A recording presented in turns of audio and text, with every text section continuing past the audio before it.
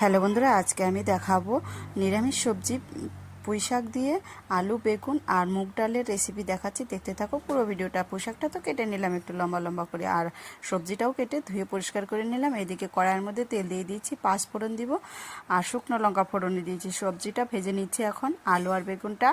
তারপরে দেখো এখানে দিয়ে দিচ্ছি মুগ ডালটা দিয়ে একটু হালকা একটু লাল লাল করে ভেজে নিব। তারপরে কেটে রাখা পুঁই শাকগুলো আমি দিয়ে দিব। তারপর স্বাদ মতো লবণ হলুদের গুঁড়ো দিব, নেড়ে চেড়ে নিচ্ছি। দেখুন এখানে দিয়ে দিব কাঁচা লঙ্কা ফাটানো। এইভাবে নিরামিষ রেসিপি রান্না করলে কিন্তু অসাধারণ টেস্ট লাগে। এখানে দিয়েছি সামান্য আদা বাটাটা দিয়ে নেড়ে চেড়ে একটু হালকা পরিমাণ জল দিব, যেহেতু মুগ ডাল দেওয়া আছে। নেড়ে চেড়ে নিচ্ছি, তারপরে দিয়ে দিব জলটা যখন শুকিয়ে আসবে দিয়ে দিব চিনি।